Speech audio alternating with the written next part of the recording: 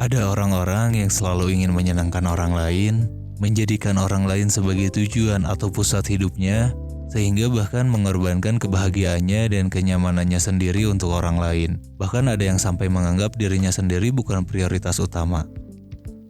Apa mungkin itu adalah kita? Sebelum lanjut ngobrolnya, selamat datang di Dialog Before Sleep. Semoga hari berikutnya berkata baik.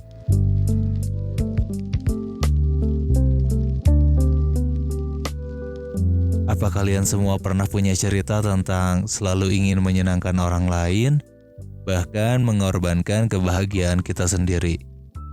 Karena mungkin rasa sungkan kita atau rasa nggak enakan kita jadi susah untuk menolak yang sebenarnya kita nggak suka ngelakuin hal itu. Tapi itu bikin orang lain senang. Atau itu kita lakuin agar dapat perhatian doang dari seseorang, dan kita perlu validasi dari orang itu bahwa kita percaya kalau kita hanya pantas disukai oleh seseorang kalau udah ngasih semua yang kita punya ke dia. Karena takut akan penolakan, dan kita pun berusaha sebaik mungkin untuk mendapatkan pujian dan persetujuan dari orang itu. Ya gimana caranya orang itu senang sama kita dan kita menganggap nilai diri kita terletak pada pandangan baik orang lain terhadap diri kita. Tenang, ini bukan tentang salah dan benar, cara kita bersikap dan tidak menyalahkan siapa-siapa di sini. Cuma kita berbagi cerita aja. Mungkin teman-teman di sini juga relate dengan cerita ini, atau kalau dipikir-pikir kok tanda-tandanya ada di diri kita saat ini ya. Nah, hal kayak gitu bisa juga disebut dengan people pleaser. Jadi people pleaser itu adalah orang yang fokus hidupnya bagaimana caranya menyenangkan orang lain sampai lupa bahwa dia sendiri juga berhak untuk bahagia. Biasanya sih kalau lagi bucin atau lagi suka dengan seseorang, peluang kita untuk jadi orang yang kayak gitu tuh gede banget ya. Seolah kita rela ngelakuin hal apa aja demi si dia, bahkan sampai nyakitin diri kita sendiri. Mungkin juga terjadi pada sebuah hubungan. Ada yang ngalah terus padahal lo bener. Ada yang minta maaf terus padahal lo gak salah-salah juga. Hanya karena biar dia senang aja. Terus menghindari konflik atau karena gak berani untuk speak up walau kita ada di posisi yang benar. Kadang kita juga cenderung setuju ketika orang itu punya pendapat apa, orang itu punya keinginan apa, punya permintaan apa. Kita iyain aja, kita oke aja. Jadi kita ingin menyenangkan orang lain dengan cara menyetujui apapun pendapatnya, apapun keinginannya, apapun permintaannya. Karena kita takut dia marah, kita takut dia gak suka sama kita. Kita takut dia ninggalin kita. Jadi kita menyetujui apapun keinginannya sehingga kita khawatir kalau dia kecewa, kalau dia marah, bahkan sampai mengabaikan pendapat kita sendiri atau kenyamanan kita sendiri. Dan ada di posisi itu tuh gak enak banget ya. Karena gue juga sempat ngalamin hal yang beririsan dengan people pleaser. Ya emang gak enak. Bikin mood seseorang jadi ceria lagi, jadi seneng lagi, ketika mood kita sendiri aja berantakan tuh campur aduk ya. Atau pernah gak sih lo ada contoh sederhana nemenin orang nonton film yang filmnya kita gak suka, dengerin musik yang kitanya agak kurang serak dengan musik itu, atau nemenin makan yang makanannya itu kita gak suka, hanya karena kita ingin nyenengin orang itu doang, meluangkan waktu kita, tenaga kita untuk orang itu. Padahal ada beberapa hal yang enggak beriringan dan kita iya-iya aja.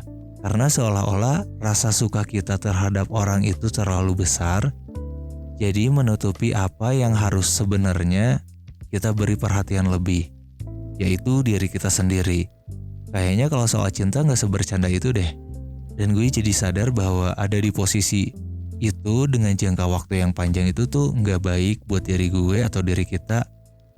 Makanya gue pernah bilang sama diri gue sendiri, entah ego gue atau ambisi gue yang terlalu besar sampai nutupin yang kian lama jadi sebentar, yang pedih jadi nampak enggak, Keceriaan adalah ketidakceriaan yang sebenarnya.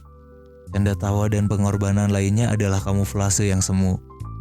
Sekarang gue ingin berdamai dengan diri gue sendiri, menebus rasa sakit gue sendiri, memaafkan diri gue sendiri, dan gak berharap lagi sepenggal kasih sayang dari lo, dari dia dan mereka. Walau kita tahu bahwa cara kita berinterpretasi soal cinta itu kan lain-lain. Padahal kalau ditulis secara abjad, cinta itu kan sama aja. Tapi satu sama lain harus kekeh bahwa cinta tuh harus kayak gini, harus kayak gitu. Dan katanya sih kalau lagi jatuh cinta, itu bisa nggak logis untuk memilah-milah terhadap pilihan itu. Jadi setengah blown gitulah. Hal kayak gini gak selalu beririsan dengan cinta-cintaan mulu ya. Bisa juga ada di lingkungan keluarga kita, di tempat kerja kita, dan teman-teman kita. Kalau di keluarga misalnya kita dituntut harus beginilah, harus begitulah. Yang acuannya bukan dari kemampuan apa yang kita punya, tapi dari komparasi kita dengan orang lain yang udah lebih dulu sukses misal.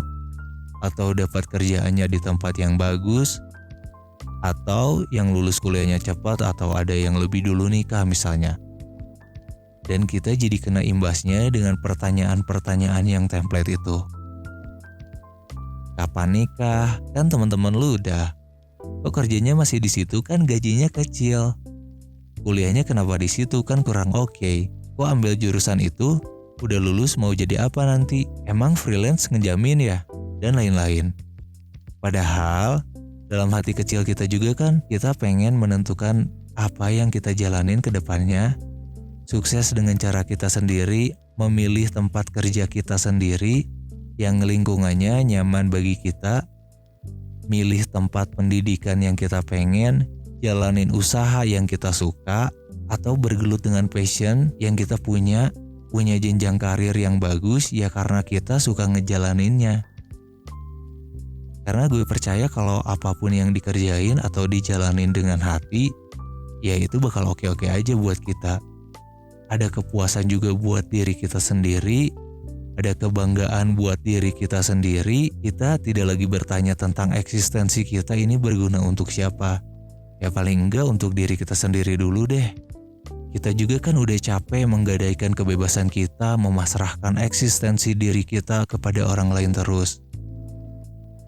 Apalagi kalau di lingkungan kerjaan tuh ya, kalau kita nggak enakan sama lingkungan itu, bisa dapat job desk di luar apa yang harus kita kerjakan. Ya karena nggak enakan itu orang jadi anggap kita setuju dan baik-baik aja. Di lingkungan teman-teman juga hal yang kayak gitu nggak bisa dipungkiri kan. Apa di sini ada yang ngelakuin apa aja biar bisa diterima di tongkrongan gak sih? Kalau ada yang gitu, kayaknya mending cari lingkungan baru aja deh. Karena konsep pertemanan tuh satu sama lain bisa saling menghargai. Kalau lingkungan itu merubah kita jadi bukan diri kita yang sebenarnya, ya buat apa juga sih? Tapi ini menurut gue loh ya. Karena gue ada pengalaman waktu kecil. Jadi teman-teman gue pada punya sepeda dan gue enggak. Nah, gue jarang diajak main tuh sama mereka gara-gara gue gak punya sepeda. Terus setelah itu gue main dengan teman-teman yang lain yang berbeda dengan lingkungan itu. Mereka juga punya sepeda. Terus mereka tuh selalu ngajak gue gitu. Terus mereka bilang, kan bisa boncengan, kan bisa gantian, kan bisa bareng-bareng. Nah dari situ gue belajar, jadi gue gak pernah maksain untuk nongkrong di lingkungan yang gak bisa nerima kita dengan apa adanya. Misal lo harus punya apa dulu kalau lo mau keterima di circle itu. Aduh kalau gue sih enggak deh kayaknya. Pertemanan tuh sama-sama saling menerima kan. Karena tidak ada kata-kata yang mampu menggambarkan indahnya kebersamaan, indahnya pertemanan, indahnya persahabatan kalau kita menerima satu sama lain. Udah cukup kita ngikutin pilihan orang lain dan harus nurutin semuanya yang bikin kita jadi bukan diri kita sendiri. Dan gak paham cara bikin keputusan yang baik buat diri kita sendiri.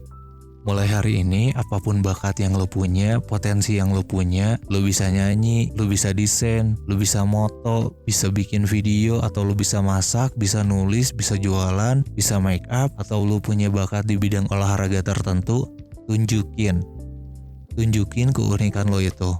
Sekarang, di zaman ini banyak media yang ngasih lo kesempatan untuk show up diri lo, untuk nunjukin keunikan lo. Bukan berarti itu narsis ya. Narsis sama self love itu kan beda.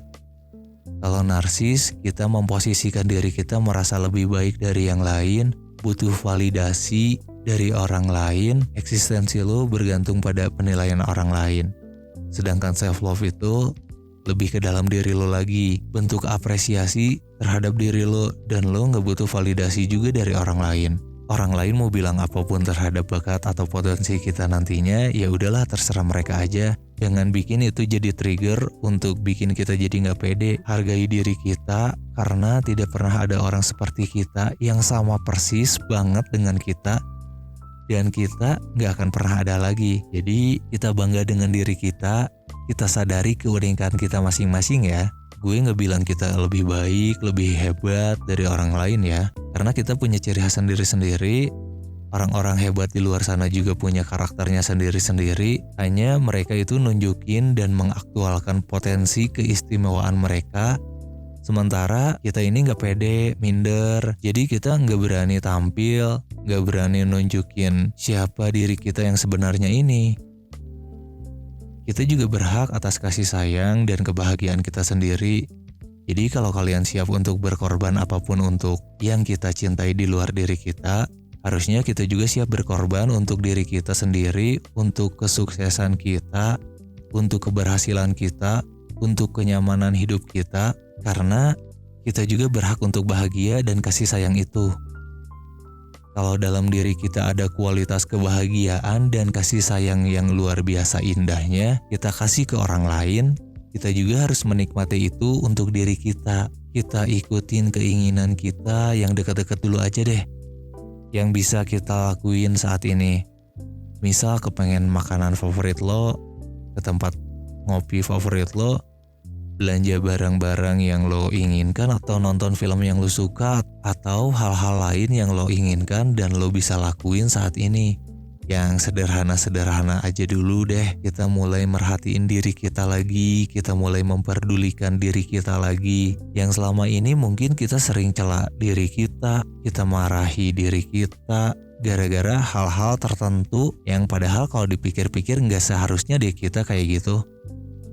Kenapa gue dulu lemah? Kenapa gue dulu selalu begini, begitu? Kenapa gue enggak pede? Kenapa gue dulu kok enggak ngikutin apa keinginan gue ya? Kalau sekarang lo masih bawa pikiran lo itu, udah stop ya rasa penyesalan itu dan melihat diri kita sebagai sumber penyesalan. Kita semua berhak bahagia, pasti ada kok kepingan-kepingan kebahagiaan untuk kita. Mulai hari ini ya, nggak boleh nggak peduli sama diri lo sendiri. Nggak boleh nyiksa diri lo sendiri lagi. Mungkin segini dulu aja pembahasan kita hari ini. Semoga hari berikutnya berkata baik untuk kalian semua. Makasih juga untuk yang udah ngobrol bareng. Sampai jumpa.